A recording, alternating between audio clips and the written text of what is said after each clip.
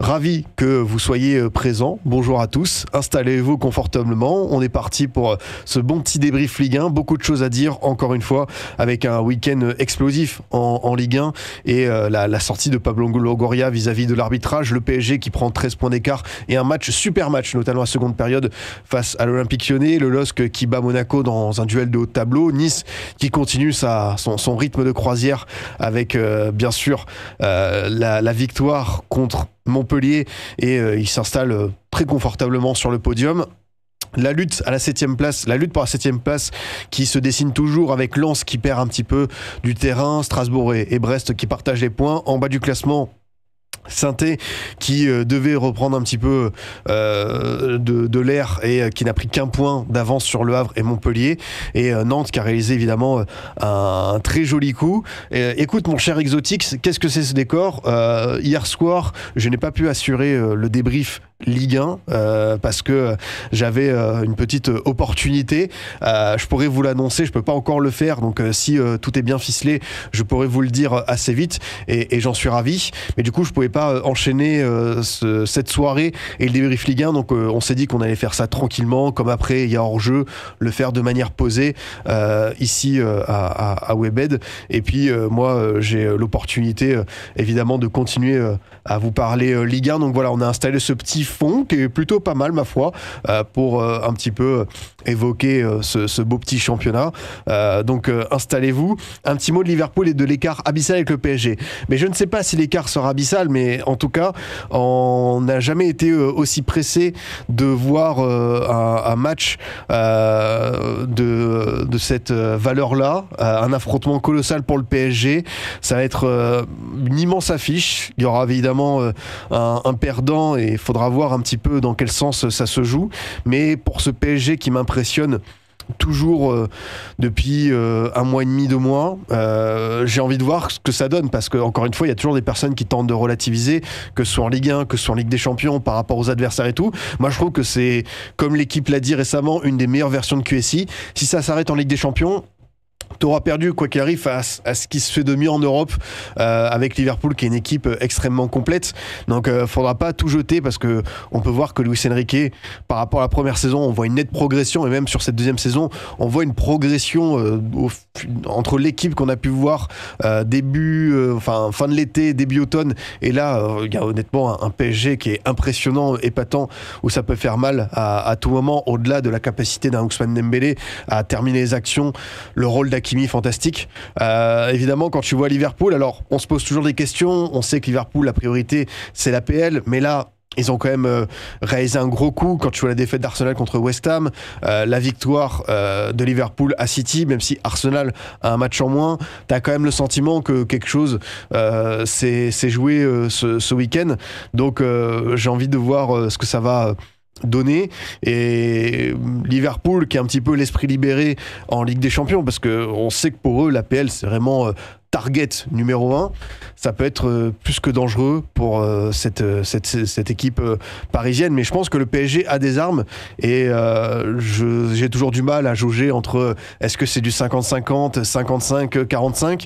Je pense qu'en tout cas ça peut être assez serré, et quoi qu'il arrive, on va avoir beaucoup. Enfin, en fait, ça fait longtemps que j'ai pas été aussi hype pour une double confrontation, parce qu'évidemment, en phase de groupe, on a eu des affiches sympas comme Liverpool-Real, le PSG City, le Barça-Bayern, mais là, c'est vrai qu'on a vraiment après 6-7 mois de saison, on a ce qui se fait de mieux en Europe avec le Barça d'un côté et de l'autre, donc ça va être assez fantastique. Du coup, on se récapitule, on va rentrer petit à petit dans le vif du sujet de cette belle petite Ligue 1 avec, comme vous pouvez le voir, le PSG qui s'envole, pas trop de suspense. Maintenant, l'objectif pour le PSG, c'est terminer invaincu, et très clairement, je pense qu'on peut se diriger vers ça, parce que j'ai du mal à voir quelle équipe peut aller chercher. Si le PSG reste concentré à 100%, il n'y aura pas de débat. Tu reçois l'OM, tu reçois le LOSC, mais j'ai l'impression que cette équipe aura du mal à être mise en danger. T'as aussi la réception de Nice, je crois, mais honnêtement, je les vois vraiment pas bégayer jusqu'au bout. L'OM quand même qui perd un petit peu de terrain et Nice qui revient à 3 points. Donc même moi je pensais que la deuxième place pour l'OM ça allait être un petit peu... on va dire tout droit, et finalement cet OGC Nice qui est sans complexe avec toutes ses éliminations en Coupe d'Europe, en Coupe de France, va réussir à poser quelques soucis. Et encore une fois, la différence entre le Nice version Coupe et version Championnat, c'est deux équipes qui n'ont rien à voir, parce que le Nice Ligue 1 c'est une des équipes les plus sérieuses, ça perd pas beaucoup, ça encaisse peu de buts, c'est très compétitif, t'as des joueurs qui tournent très très bien. On va revenir comme d'habitude sur chaque match, ne vous en faites pas. Oui, c'est vrai que pour le PSG, on sait que quand il y a une élimination en Ligue des Champions, il y a toujours un moment, on va dire, de décompression, et c'est là où ça peut un petit peu peut-être jouer, mais s'ils sont sérieux jusqu'au bout, il n'y a pas de raison pour que ça pète. Hein. Moi, je pense qu'il faudra voir un petit peu le scénario de l'élimination ou de la qualification contre Liverpool, mais moi, je pense qu'ils peuvent le faire. Pour la première fois, et qui serait dingue, parce qu'encore une fois, quand tu prends le PSG au début de saison, avec tous leurs problèmes, t'as beaucoup de gens qui répétaient que voilà, c'était l'équipe la plus faible de l'ère Qatari, sans star et tout, et finalement c'est peut-être l'un des collectifs qui m'impressionne le plus. Il y en a eu des équipes qui ont très très bien tourné, notamment sous Laurent Blanc, sous Emery avant la remontada, c'était super solide. Sous Tourelle aussi, il y a une période qui était assez bluffante. Mais là, ce PSG là, j'avoue qu'il a d'autres ressorts, et ça fait longtemps que j'avais pas vu un PSG aussi sans pitié, quoi. Notamment en Ligue 1 et en Ligue des Champions, quand on voit le 10-0 contre Brest les derniers matchs, ça fait peur. Le LOSC qui fait une belle petite opération.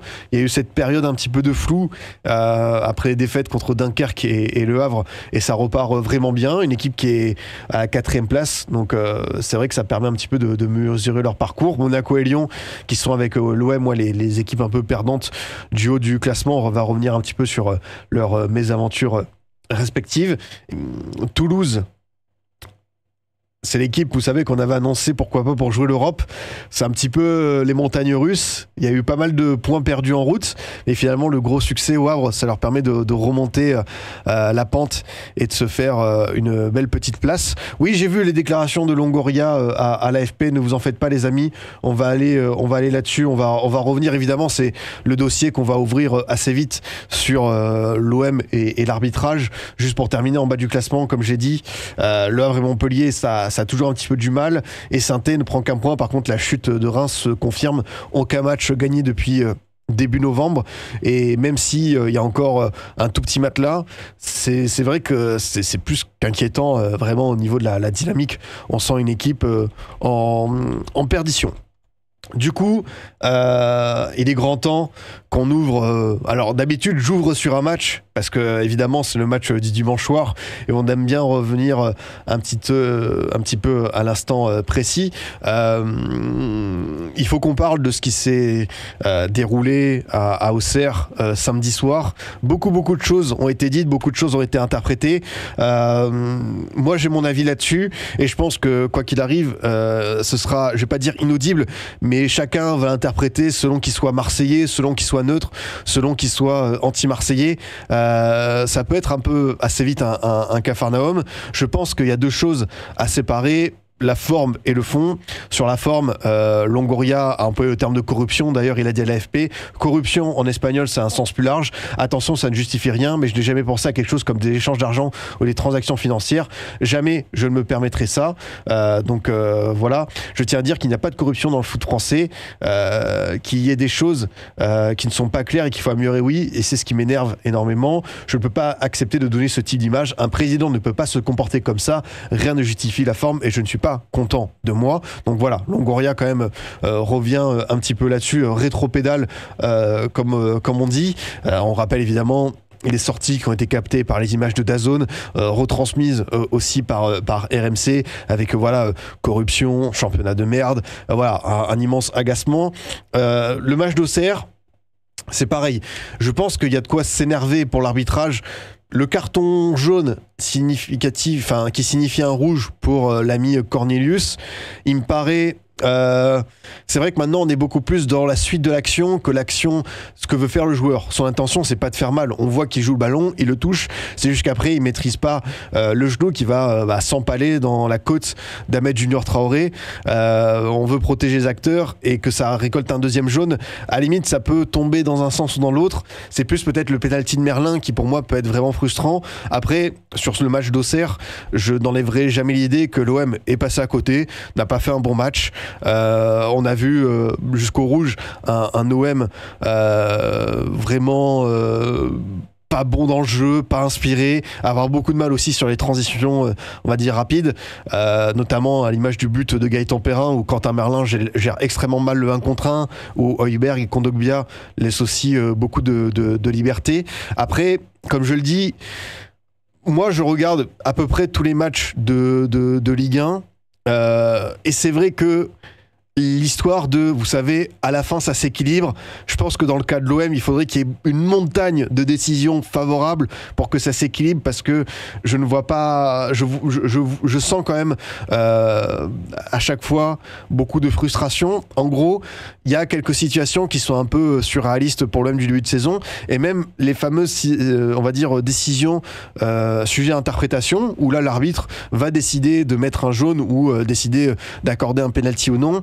On regarde la pièce et très souvent elle tombe du mauvais côté pour l'OM. C'est ça qui... il y a un effet d'accumulation. Et c'est sur ce match d'Auxerre où je pense que ça dégoupille. Et là, Longoria a fait sa crise de nerfs, où les joueurs, les dirigeants ont eu des propos très forts. Je pense que l'OM a raison sur l'ensemble de la saison de regretter certaines décisions. Il y a beaucoup de choses qui ne sont pas allées dans leur sens. Après, encore une fois, sur la forme, sur le moment choisi, je pense qu'il y a eu une sortie de route et que ça fait mal un petit peu. Tous les clubs ont l'impression que la pièce tombe du mauvais côté, juste les Marseillais gueulent plus fort que les autres. Oui, c'est vrai qu'il y a ça également. Tu as quelles erreurs en tête contre l'OM ? En fait, j'ai pas d'erreur. Enfin, encore une fois, entre erreur et décision, où il y a l'interprétation, en étant, vous le savez, un ancien arbitre, il y a quand même un monde, parce que l'arbitre, lui, il voit des choses, il ressent sur le terrain, et nous, dans notre canapé, quand on voit derrière l'écran, on va peut-être pas ressentir la même chose, mais c'est vrai que quand on voit lors de la deuxième journée la situation d'Harit contre Reims, on voit Jonathan Rowe contre Strasbourg avec Guéladoué, on peut voir également comment ça s'appelle, Bafodé Diakité qui ne prend pas de deuxième jaune contre lors de OM Lille. On peut voir aussi la faute de Gudmundsson sur Højbjerg. Tu vois, j'en ai quelques-unes en tête où à chaque fois c'est vrai que pour l'OM ça ne va pas dans leur sens. Donc moi je peux comprendre en vrai la frustration. Il faut essayer de l'expliquer, même si on sait qu'il y aura toujours du clubisme, que je vais pas dire qu'il y a du complotisme, parce que ça faut vraiment le mettre dans une autre case, mais en regardant l'ensemble des situations, moi je pense que la colère de l'OM, elle peut à peu près s'expliquer. Après, encore une fois, il faut peser les mots. Tu perds 2 fois contre Auxerre, c'est pas seulement de la faute de l'arbitrage, c'est aussi que tu passes à côté. Après, je pense que l'arbitrage et les revers, enfin la claque prise à Auxerre, elles sont liées, parce que tu peux pas non plus totalement les exclure dans ce sens. Donc je pense que pour l'Olympique de Marseille, c'est un débat sans fin. Moi, comment je le ressens, très particulier, parce que évidemment, les propos de Longoria ont engendré une vague de réactions. Les arbitres, alors à voir, comme Longoria s'est excusé, est-ce qu'ils vont aller au bout de leur démarche, ils ont l'intention de porter plainte, mais est-ce que tu peux désigner maintenant des arbitres qui ont porté plainte contre l'OM ? Non. Qu'est-ce que tu fais ? Est-ce que tu vas chercher pour chaque match de l'OM un arbitre à l'étranger ? Est-ce que tu vas prendre des arbitres de Ligue 2, de division inférieure ? Du coup, là, tu rajoutes un problème supplémentaire. Et pour revenir sur ce que dit Flotonio, c'est le match de Lille qui provoque tout ça.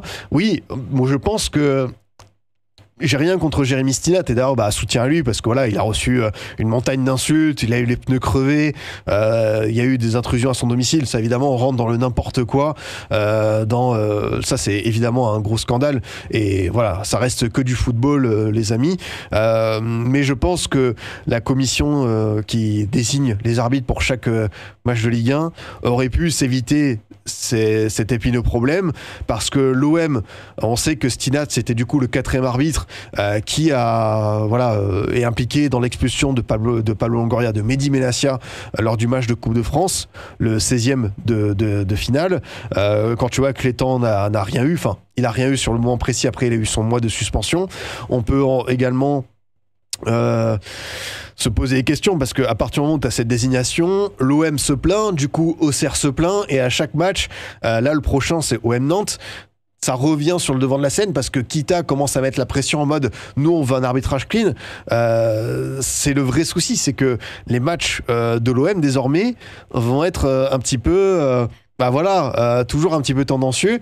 Moi, je suis curieux de voir quel arbitre tu vas pouvoir nommer, parce que si les 19 arbitres de Ligue 1 ont l'intention de se liguer et de déposer une action en justice ensemble, honnêtement, tu ne peux pas les désigner pour moi, parce que quoi qu'il arrive, le jugement sera biaisé et à chaque décision, ça va être un petit peu la foire d'empoigne, pardon. Donc à voir. Comme tu dis, le timing n'est pas bon, mais on a tous vu le match, on est obligé d'en parler. On a aussi bien vu qu'on était nuls et qu'Auxerre mérite sa victoire. Voilà, Zaps, supporter marseillais, la voix de la raison. Je suis un petit peu comme ça. Je pense que la colère, c'est l'ensemble de la saison qu'il faut prendre, pas juste le match d'Auxerre ou encore une fois le 2e jaune pour Cornelius, la situation sur Merlin. Je sais pas si on peut parler de scandale, d'erreur, mais il y a de l'interprétation qui sont en jeu. Après, on peut pas mettre de côté l'idée que l'OM n'a pas réussi son match, a été un petit peu transparent. Rabiot et Greenwood sont passés à côté. On a eu du mal à trouver Gouiri, Merlin. Il y a encore beaucoup de doutes sur son rôle de piston.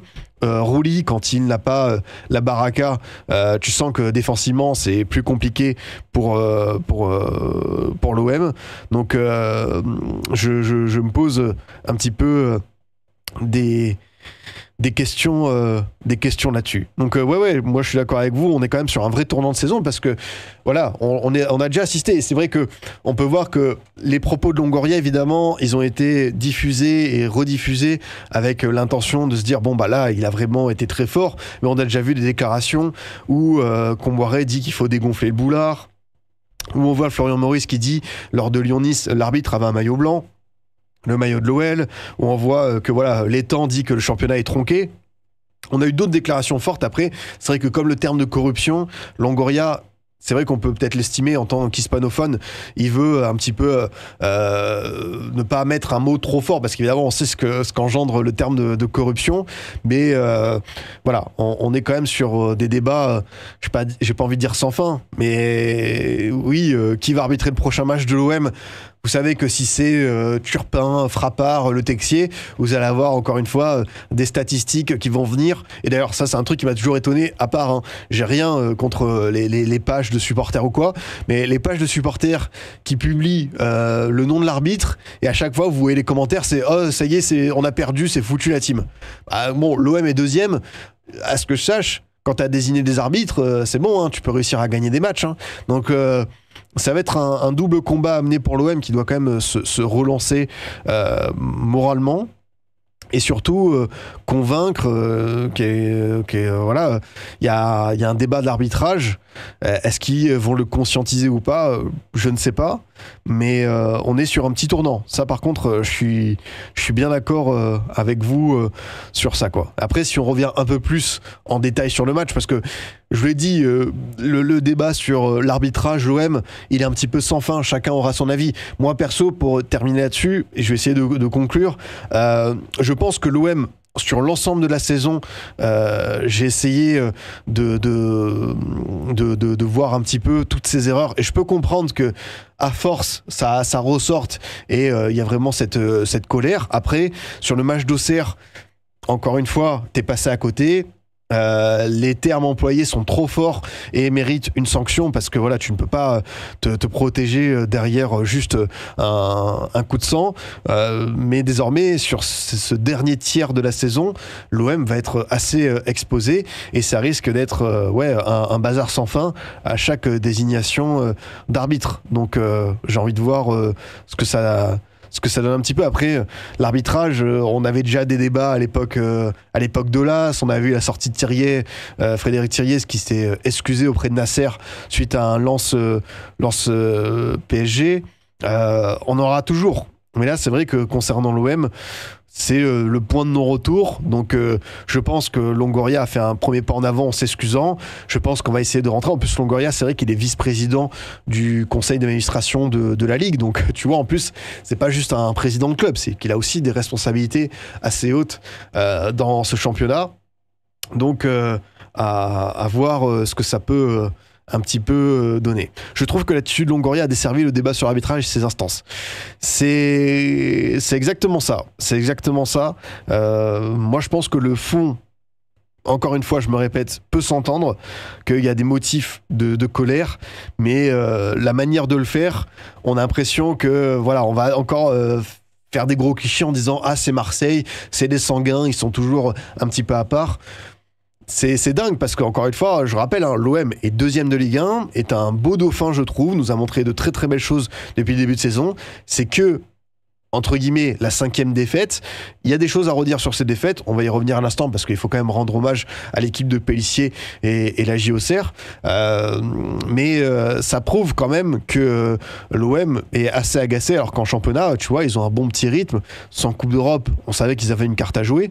Mais il y a quand même beaucoup de questions qui se posent. Et justement, ce match d'Auxerre, bravo à eux, parce qu'il y a un homme qui est peut-être l'homme du mois de février, qui s'appelle Gaëtan Perrin, avec Mika Biret, qui est un joueur assez fantastique.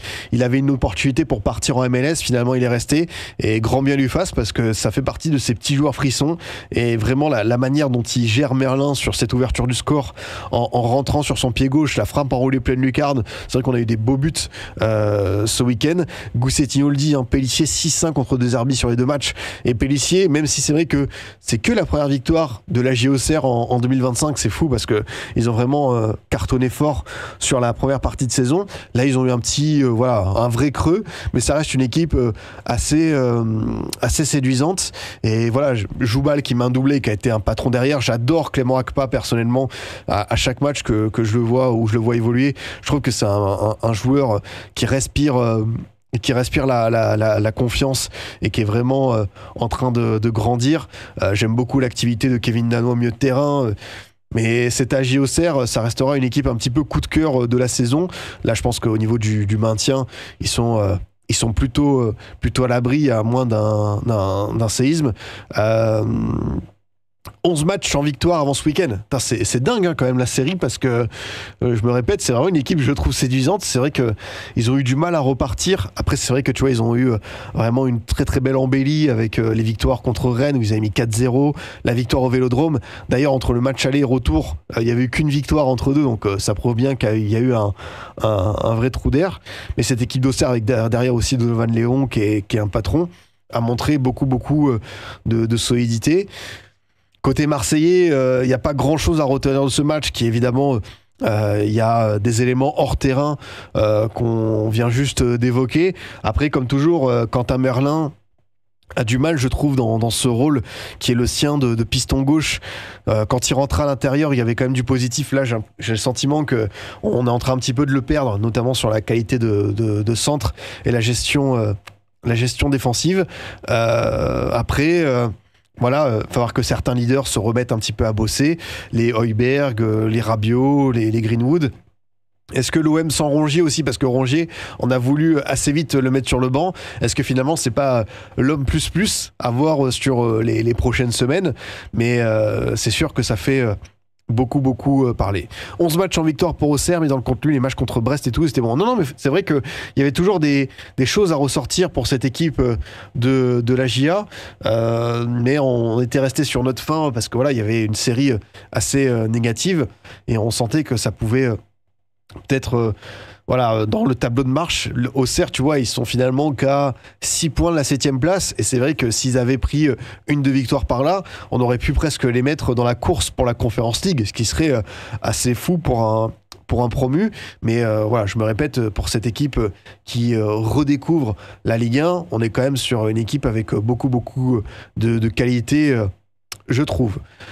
Je crois que j'ai à peu près tout dit sur nos amis marseillais qui n'ont pas fini de se creuser les méninges et de réfléchir au prochain match avec la réception de Nantes. Ça aussi, ça va être évidemment fou. On passe au choc du dimanche soir parce que évidemment il y a beaucoup de choses à dire sur ce Lyon PSG. Là pareil, hein, petite ambiance un petit peu d'avant-match avec les leaks qu'on avait pu voir de la fameuse réunion entre les présidents, la fameuse réunion à distance, le petit Microsoft Teams qui a été enregistré par un petit malin et diffusé. John Textor, le chapeau de cow-boy, le coup de com', c'était tout trouvé. Mais on peut peut-être rivaliser dans la communication, mais sur le terrain, c'est difficile pour l'OL de tenir la dragée haute à ce PSG qui laisse vraiment... encore une fois, aucune miette. Hein. C'est vraiment dans tous les compartiments du terrain, c'est parfait. Il n'y a pas grand-chose à jeter. Et pourtant, je trouve que l'OL a proposé quelque chose avec ce fameux système, avec Cherki en faux neuf. On a pu voir que le plan de jeu était assez simple, à savoir attendre. Paris est tenté de contre-attaquer avec Cherki pour mener en tant que chef d'orchestre et proposer de lancer les fusées Nouama Fofana. Ça a été difficile, mais j'avoue que j'ai préféré presque l'OL de la seconde période avec, je pense que même pour beaucoup, hein, l'OL de la seconde période avec les entrées d'Almada, de Mikotadze, et même globalement il y a eu des perfs individuels du côté de l'OL que j'ai trouvé hyper intéressantes, que ce soit évidemment Corentin Tolisso qui est avec Cherki le joueur de cette saison côté OL. Tolisso qui est impliqué dans tous les bons coups, qui a une activité folle, qu'elle soit défensive ou offensive. C'est vrai que c'est vraiment le supplément d'âme qui représente bien cette OL, même si l'OL est que 6e et qui sont un petit peu loin des objectifs annoncés, à savoir la qualif en Ligue des Champions. C'est pas du tout terminé, je pense qu'ils peuvent encore largement le faire, parce qu'on voit un Monaco qui balbutie un petit peu. Il faudra voir la suite du parcours en Europe pour le LOSC. Et c'est vrai que Coco Tolisso en EDF, je peux comprendre la propagande, parce qu'il est vraiment dingue à ce niveau-là. J'ai adoré aussi Clinton Mata derrière, pour toutes ses interventions, notamment celle où il sauve la tentative de Dembélé sur l'effacement de Perry, et voilà, il se sacrifie le tibia avec une belle petite cicatrice. Koumbedi très très bon aussi, parce que Koumbedi avait un Barcola avec de belles jambes à gérer, des jambes de feu, et je trouve qu'il a plutôt bien maîtrisé son 1 contre 1, même si Barcola a pu passer 1 à 2 fois. Mais voilà, contre le PSG, tu ne peux pas avoir juste 2-3 joueurs qui sortent du lot, il faut avoir un 11 complet. Et même si l'OL a résisté 45 minutes, au retour des vestiaires, quand le PSG accélère, met le petit coup supplémentaire, c'est impossible de tenir le rythme. Et encore une fois, je vous avoue que je suis vraiment scotché par la qualité à la fois individuelle. Quand on voit par exemple la finition d'Ousmane Dembélé, ou la frappe enroulée, elle est juste magnifique, parfaitement maîtrisée. Il s'offre une zone de tir où il se met en évidence, et il va mettre ça dans la lucarne de Perry. Perry qui a en plus une très belle détente, il est vraiment trop court, parce que la frappe elle part tellement vite. Et pareil pour les 2 buts d'Hakimi, où collectivement c'est tellement bien joué, voilà, que ce soit les petits jeux dans les petits périmètres entre Vitinha, Gvara au passage. Voilà, je pense que vous attendiez de la part de notre ami géorgien un petit peu de magie napolitaine. Certains étaient dubitatifs devant ses premières apparitions. Je pense que notre ami Rfisha Vrastelia a envoyé un message à la Ligue 1. Je pense qu'il est arrivé à montrer de quel bois il se chauffait. Et c'est une très bonne nouvelle pour lui, pour le PSG, et puis surtout en vue du match contre Liverpool, parce que un Gvara en forme, ça fait... un atout supplémentaire pour l'équipe de Luis Enrique. On se disait, bon, Gvara, il y a forcément une petite période d'intégration. Écoutez, on parle quand même d'un top joueur. L'intégration, elle peut prendre quelques jours, quelques semaines. Mais là, j'avoue qu'il arrive aussi près, aussi vite.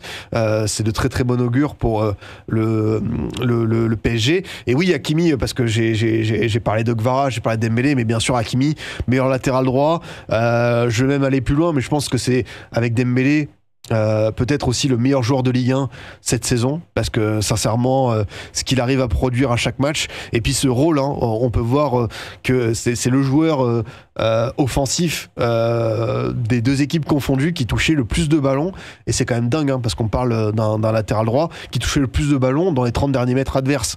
Donc ce rôle offensif très prononcé avec un Nuno Mendes qui va rester un petit peu derrière, ça lui va à merveille, et surtout ça offre quasiment un quatrième attaquant. Et t'imagines, t'es Tagliafico, tu dois gérer un Dembélé, tu dois gérer un Guevara, tu dois avoir aussi un Hakimi qui vient dans ta zone. C'est difficile à gérer.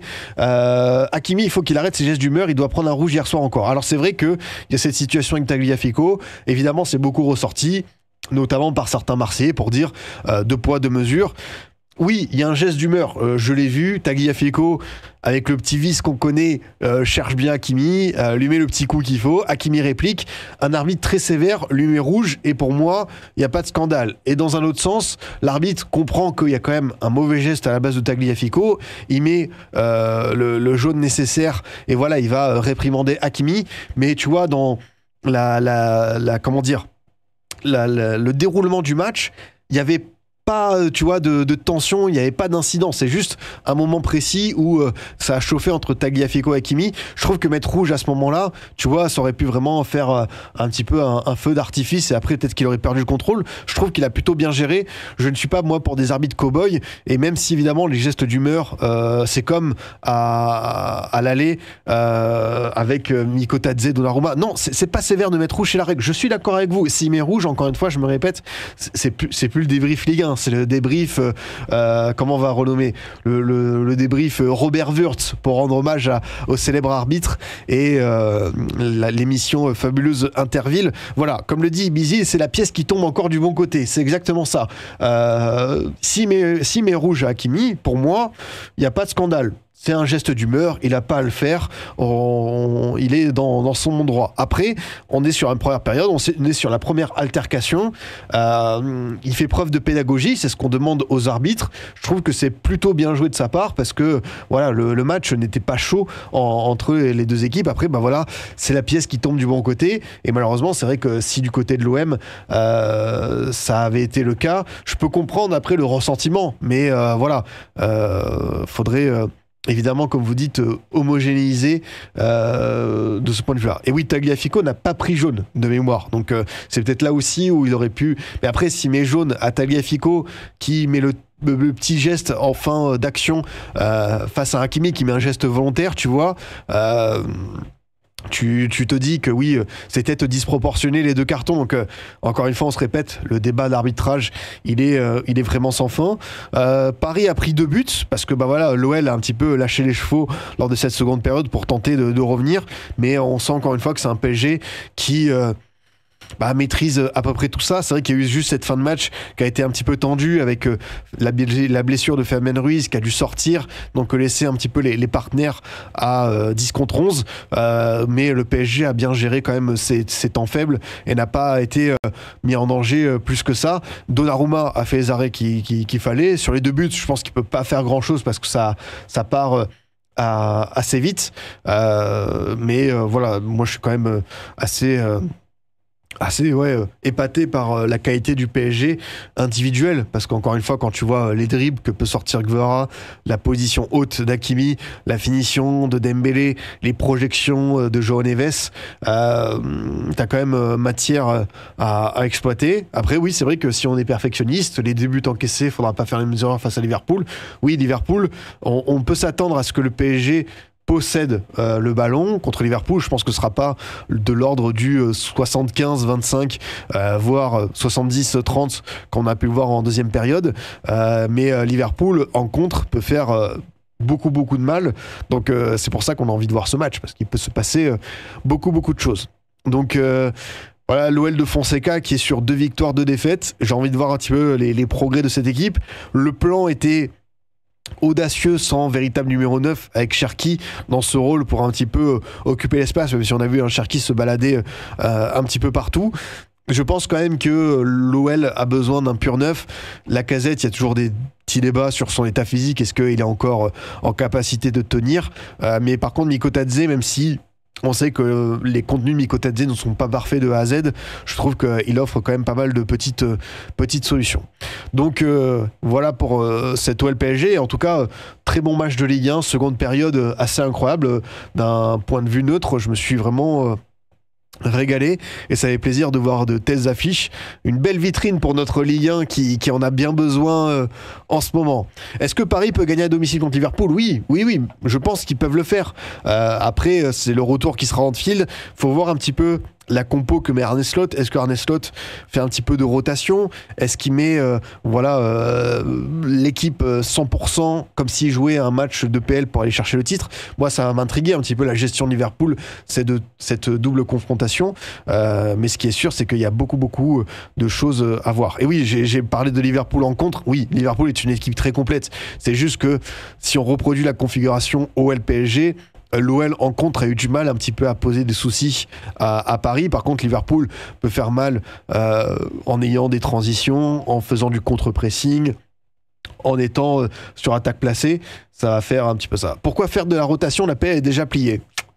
Moi, je pense que dans l'esprit de Liverpool, tant qu'ils n'ont pas creusé l'écart définitif, ils seront toujours focus PL. Je pense que ça reste leur objectif prioritaire. Donc, à voir ce que ça va un petit peu donné. On avance sur le reste du débrief, les amis. On a déjà parlé d'Auxerre OM et de Lyon PSG. On a la possibilité de revenir aussi sur Lille-Monaco. Lille-Monaco, autre choc du haut du classement avec une victoire lilloise.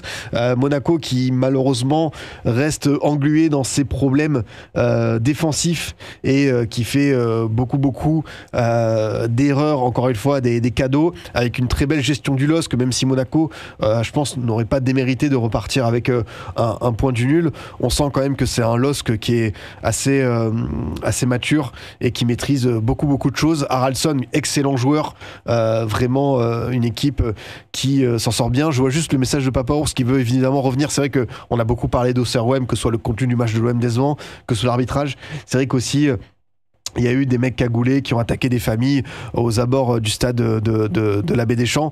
Donc bien sûr que oui, on se répète match après match, mais c'est que du foot. C'est tellement dommageable de voir des adultes, des personnes vaccinées majeures en arriver là pour du ballon rond et surtout détériorer l'image du foot français, des supporters, parce que après, quand tu veux un petit peu, encourager les déplacements de supporters, les autorisations de parquage, tu te heurtes à un mur parce que eux ils vont se servir de ce type d'exemple alors que ce sont les fameuses brebis galeuses, et ces brebis galeuses qu'on n'arrive pas encore à éradiquer. Donc j'espère que ça arrivera un jour, mais tu as bien raison de le souligner, parce que dans ce week-end qui restera en mémoire, ça fait bien sûr tâche, et je suis tout à fait d'accord avec toi sur ton message.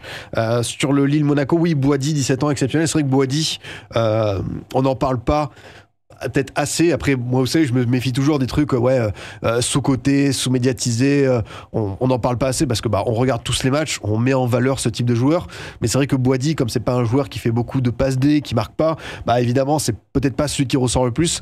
Mais ce qu'il réussit à faire, encore une fois, à 17 ans pour un 2007, il y a eu quelques matchs un petit peu signature de Boady cette saison. La performance contre le Real qui était assez bluffante. On a eu aussi un match contre la Juve de mémoire qui avait été aussi étincelant, et c'est vrai que cette performance contre Monaco, c'est peut-être son meilleur match en Ligue 1. J'avais déjà aimé beaucoup son rôle contre Rennes la semaine dernière, et là c'est pas un hasard si Lille retrouve un petit peu de stabilité au niveau des résultats, au niveau de la gestion de ses matchs. C'est vrai que l'ami Boady est un petit peu en train de devenir un tonton, et pourtant c'est qu'un gamin, encore une fois, un 2007, et on se répète comme toujours, la génération 2007, il se passe quelque chose, les amis. Yamal, Koubarsi, Nwaneri, Rodrigo Mora, Boady, j'en oublie sans doute, Matsuondo, dont on parle énormément, Estevao, Kenry Paez, voilà, ceux qui vont débarquer bientôt à Chelsea, les pépites sud-américaines, on est assez scotché. Marc Bernal, qu'on avait vu en début de saison avec le Barça, et avant qu'il se fasse une grosse blessure, ouais, c'est vraiment un vivier, une génération un petit peu spéciale. Évidemment, on a Lamine Yamal en tête d'affiche, mais quand je vois juste les perfs de Noah Neri, de Koubarsi ou de Boadi, je me dis que ces gamins-là, ils vont nous accompagner une bonne partie de notre vie. Donc ça va être assez costaud à voir. Que des cracks FM, oui c'est ça, là on sort évidemment du lot.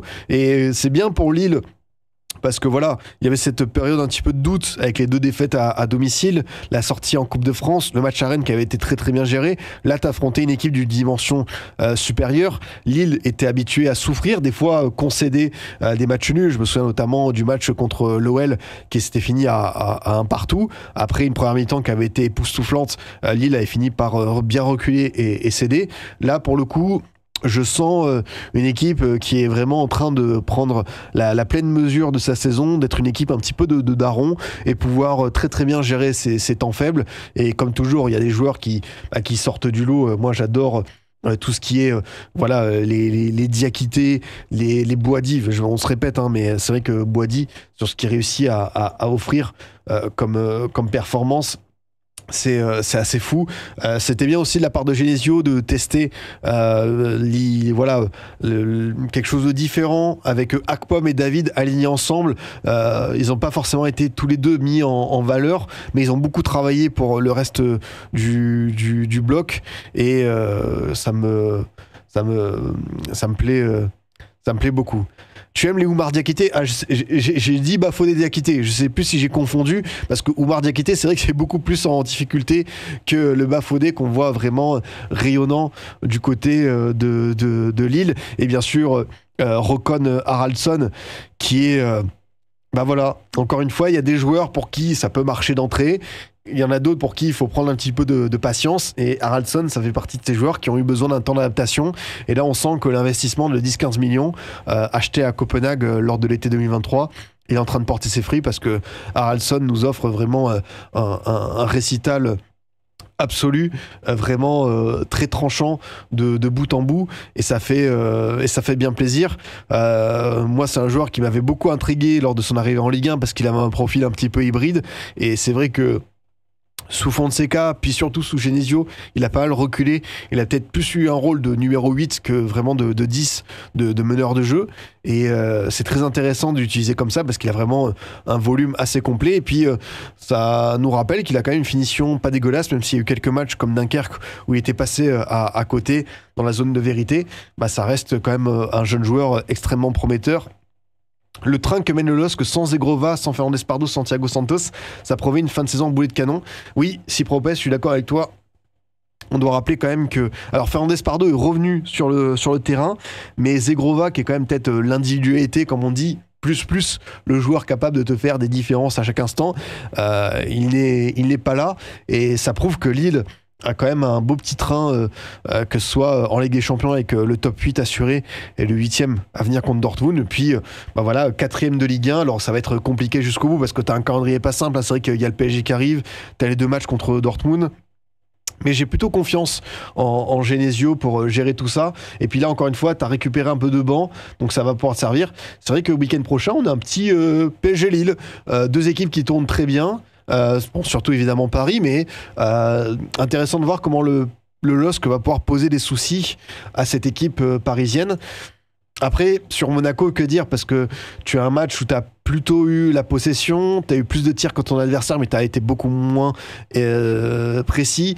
13 tirs, 3 cadrés, 9 tirs pour le LOSC, 6 cadrés. T'as eu un petit peu de mal à voilà, je pense qu'il y a eu le fameux coup de massue de Benfica qui était un petit peu dans les têtes encore. Pourtant, t'avais le retour de Zakaria, t'avais le retour de Van der Sen qui était suspendu du côté du Portugal.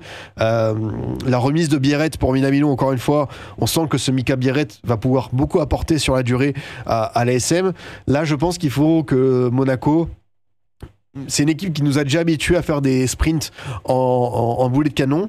Je pense qu'ils en sont capables. je sais qu'en ce moment, c'est pas évident avec toutes les erreurs défensives derrière qu'on voit des joueurs vendre le match, voilà, que ce soit tour à tour, Mawissa, Singo, on a même vu du Kerrer faire des fois perdre ses moyens, ce qui est assez dingue quand on connaît son statut de cadre à l'ASM. Donc j'ai envie de voir ce que ça va donner un petit peu les prochaines semaines. Monaco, est-ce qu'ils vont pouvoir se... Bon, ce qui est bien, c'est que vendredi prochain, ils affrontent peut-être la pire équipe de Ligue 1 en ce moment, Reims. Donc ça peut être l'idéal pour se remettre la tête à l'endroit, un petit peu comme le 7-1 de Nantes. Monaco qui fait... Monaco, c'est quoi, calendrier? Monaco affronte Reims, Toulouse, Angers. T'as 2 déplacements à Toulouse et Angers.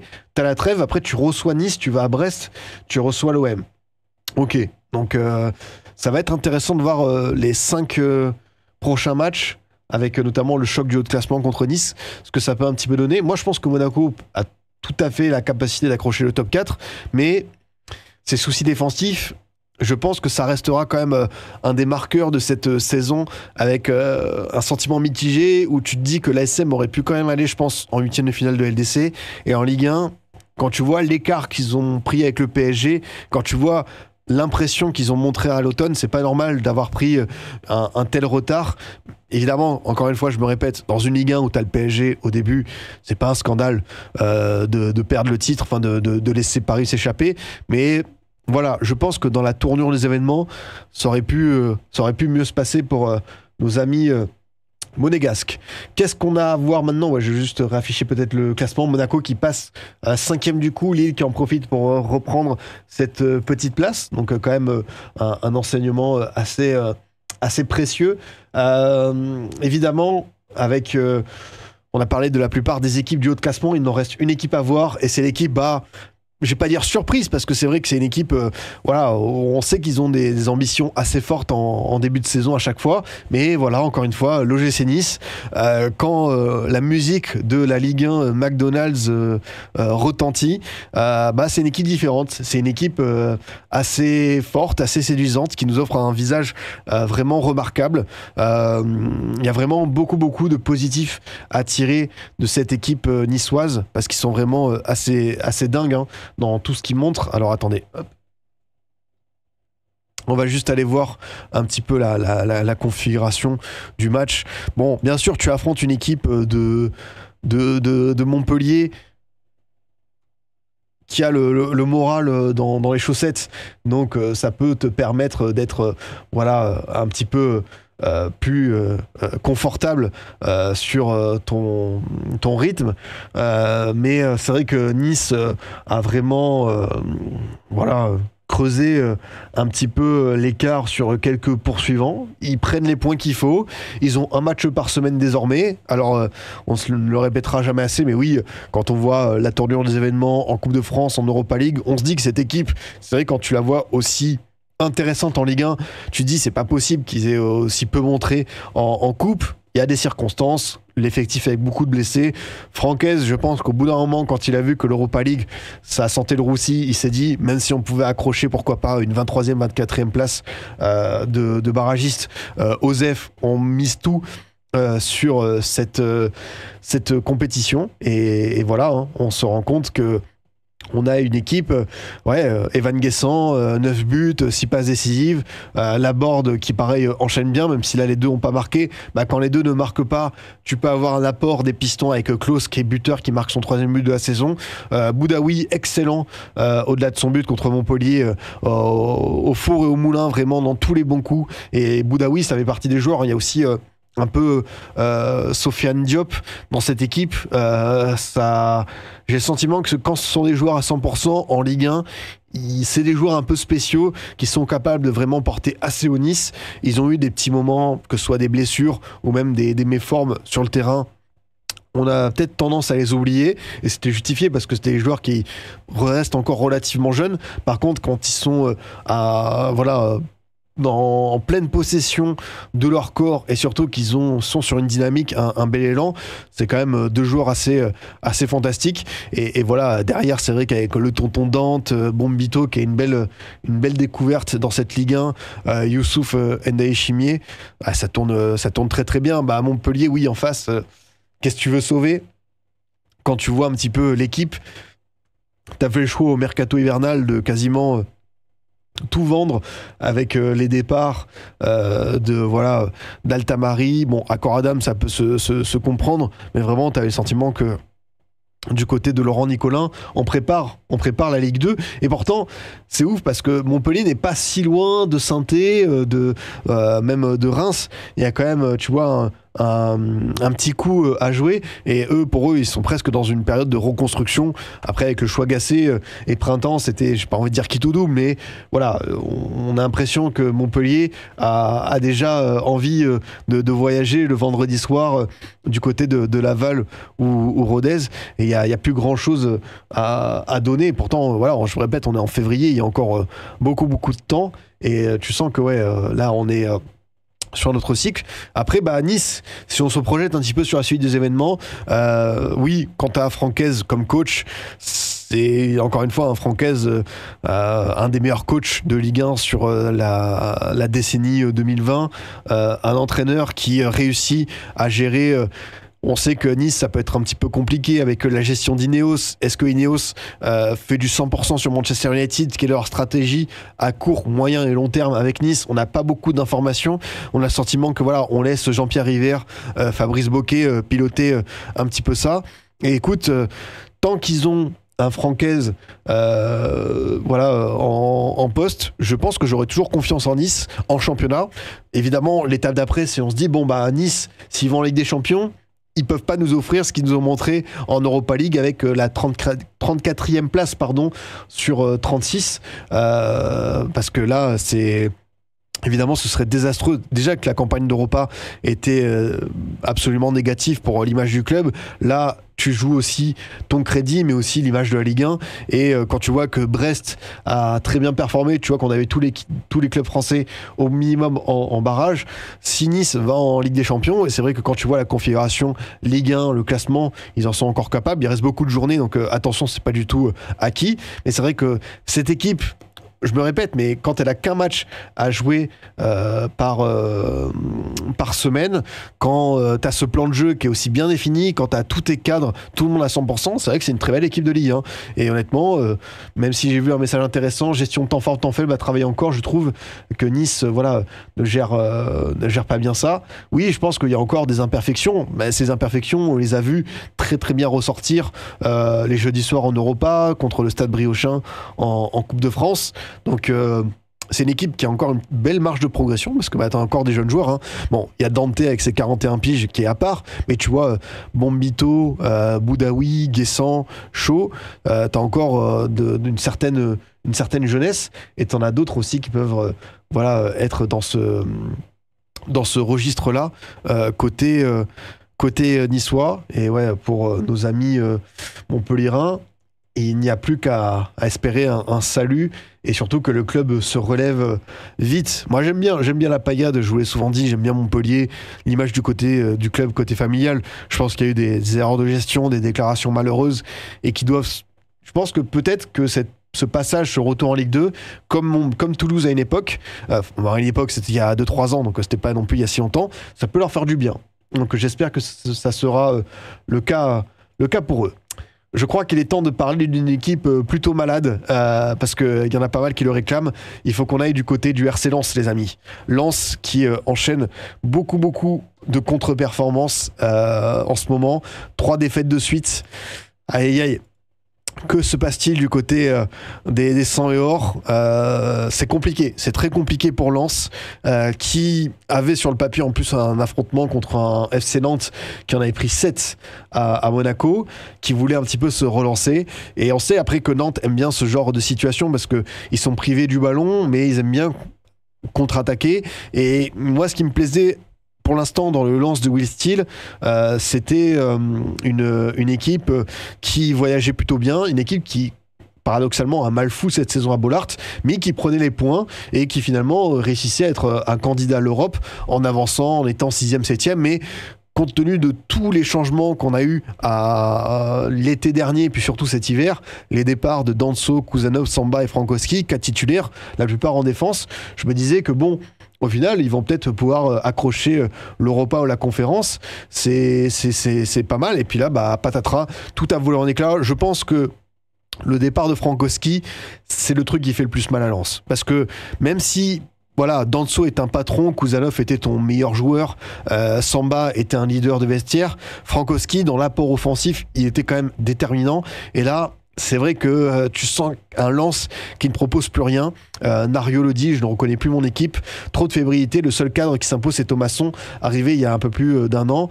Bon, il y en a qu'un autre qui dit que Thomasson coule un petit peu. C'est vrai que Thomasson, j'ai du mal à le reconnaître. Mais il y a beaucoup de joueurs que j'ai du mal à reconnaître tout court dans cette équipe lensoise. Hop, on va l'afficher de ce pas. Avec Ryan dans les buts, du coup arrivé cet hiver pour remplacer Samba. On a une défense avec des joueurs, on peut dire plutôt cadres, hein, parce que ce ne sont pas des genoux. Entre Medina, Balanxar, Gradit, Aguilar, tu dois être à plus de 100 matchs, plus de 150 matchs en moyenne de Ligue 1. Donc, tu vois, c'est pas rien. Andy Diouf, Nelanaoui, donc ça, plutôt jeune. Après, tu as Koyalipou, Thomasson, Zahouri, Saïd devant. T'as pas une équipe, tu vois, non plus inexpérimentée. Et c'est vrai que ça ne tourne pas bien. Après, comme le dit notre ami Duhalti, oui, pour l'instant, on parle de Lens. Non, t'as fait un très très bon match. Pour l'instant, si on se concentre sur Lens, c'est une fébrilité défensive assez criante, du mal à jouer les seconds ballons. C'est ce que j'identifie personnellement. Et offensivement, bah, c'est le désert. Offensivement, il n'y a plus grand chose qui ressort. On sait que Lens, cette saison, est une équipe avec, on va dire, plus de solidité que de spectacle. C'est une équipe qui a du mal à vraiment envoyer, on va dire, la sauce et se lâcher. Mais pour le coup, je remarque que oui, il y a quand même beaucoup de mal sur cette configuration de deuxième partie de saison, avec du mal à exister un petit peu. Merci beaucoup à Renaud pour le petit raid. Merci beaucoup l'ami. Et puis on s'était déjà écrit il y a quelques temps, mais quand tu veux, pour qu'on se refasse une émission ensemble, avec grand plaisir. Merci beaucoup. Donc ouais, je suis très inquiet pour Lens. J'avoue que la deuxième partie de saison, j'ai envie de voir ce que ça donne un petit peu comme teneur, mais je pense que Lens, avec Strasbourg, qui est sur une belle dynamique, avec Brest, qui est libéré de la Coupe d'Europe et qui est une équipe qui va pouvoir être candidat, j'avoue que la 7e place est en grand danger pour Lens, et je ne suis pas sûr qu'ils puissent l'accrocher, que je suis vraiment dubitatif. Et après, oui, dans ce week-end d'arbitrage assez fou, j'attends avec impatience le moment où tu vas parler du rouge de Enzola. Que dire ? Que dire du rouge d'Enzola ? Est-ce que Jérôme Brizard a raison ou pas de sortir le carton rouge ?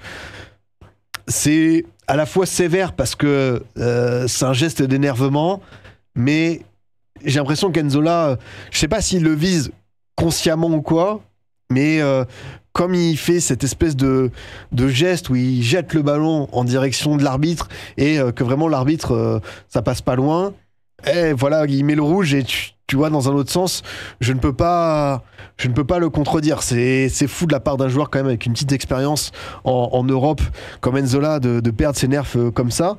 Surtout qu'à ce moment du match, il n'y avait que 2-1, si je ne m'abuse. Donc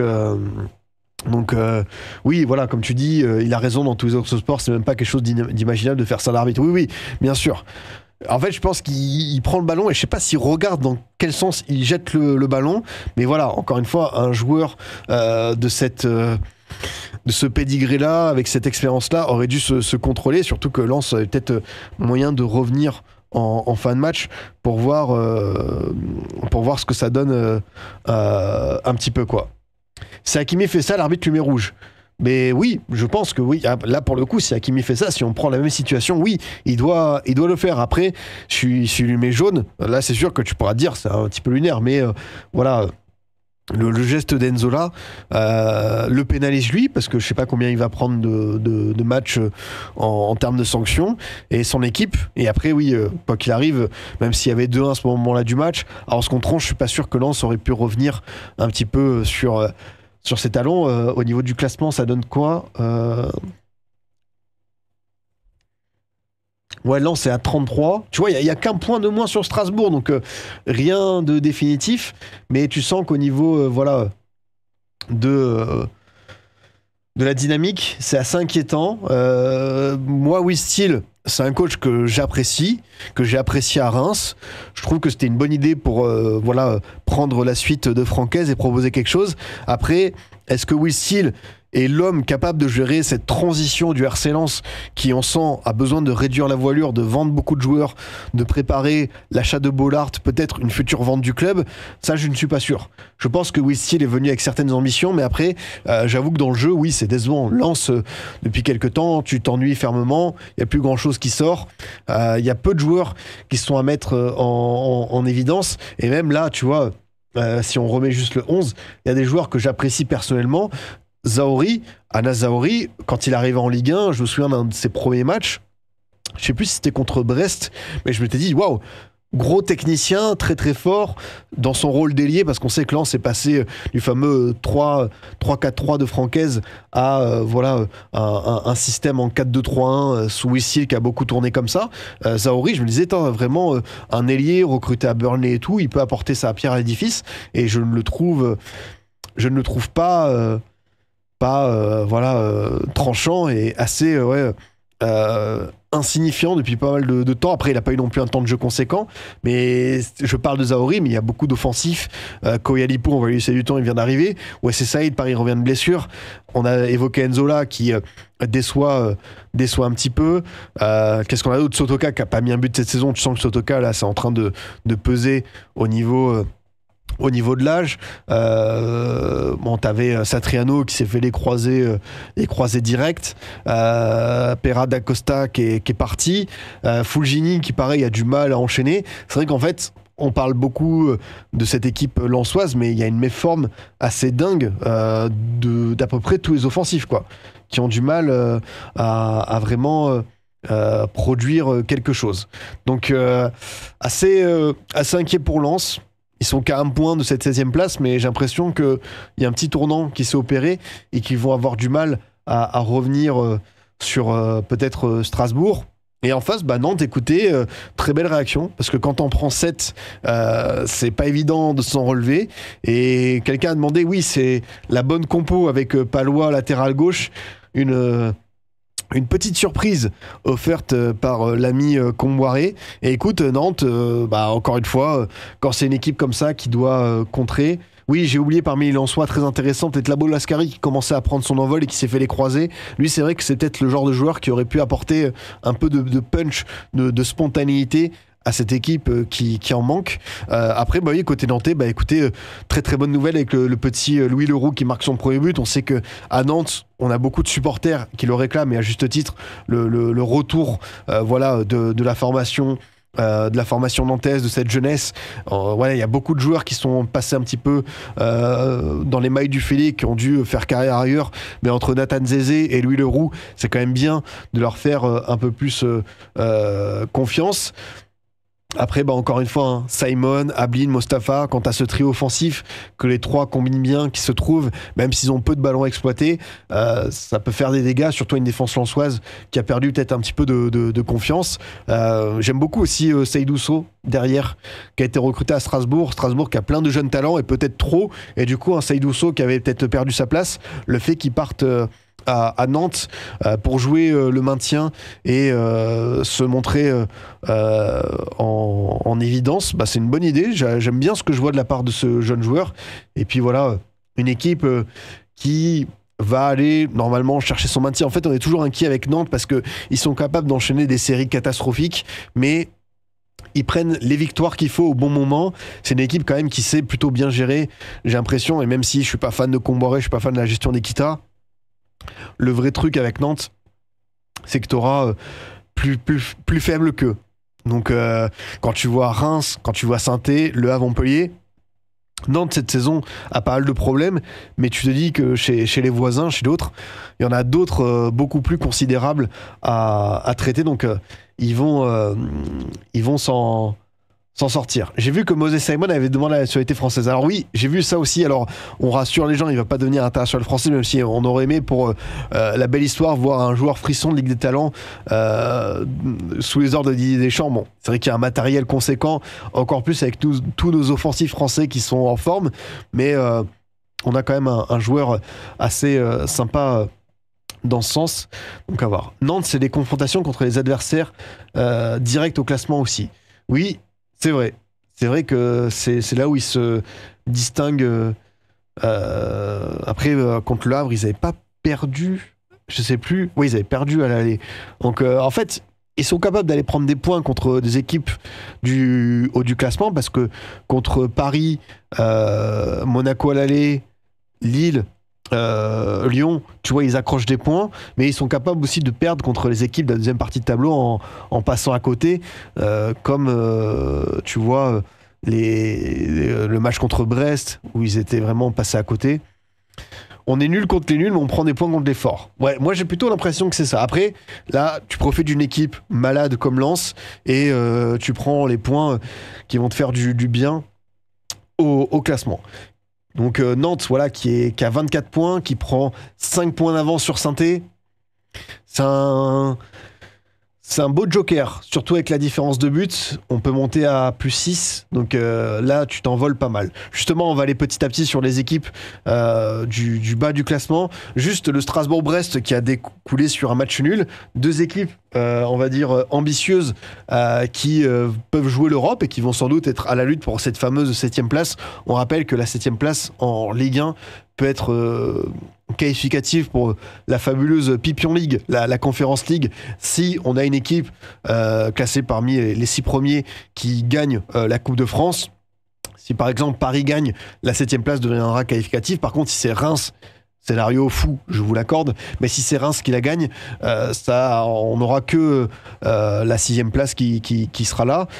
Ouais, Strasbourg qui a manqué peut-être un petit peu de punch, son habituel, on va dire, spectacle offensif pour aller marquer les buts nécessaires. On va juste revoir les compos, parce que c'est vrai que t'as quand même les joueurs en forme qui tournent en ce moment,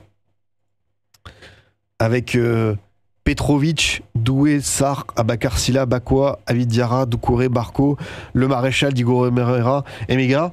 T'as eu quelques changements, notamment Bakwa qui avait démarré sur le banc contre Lens, mais qui avait été déterminant avec sa très très bonne entrée à Bollard. T'as un but, une passe D. Ouais, j'ai l'impression que pour Strasbourg, t'es quand même tombé sur une équipe aussi. Il faut saluer la réaction de Brest qui en avait pris, qui en a pris 7 au Parc des Princes. Comme Nantes, hein, c'est bien de la part de ces équipes-là de montrer, voilà, un petit peu du caractère de la réaction. Je pense que ouais, Brest a essayé avant tout de jouer la carte de la solidité, d'être. Bon, c'est vrai que le match, waouh, c'est. Statistiquement, c'est compliqué. Pourtant, j'avoue que moi, Strasbourg et Brest, c'est deux équipes qui m'intéressent beaucoup cette saison. Forcément, Brest, dans sa gestion voilà, de la Coupe d'Europe et du changement de statut, comment est-ce qu'ils peuvent gérer ça ? C'est vrai, quand tu vois qu'ils sont 9e à seulement 1 point, même 3 points de l'OL, tu te dis que quand même, c'est une très belle dynamique.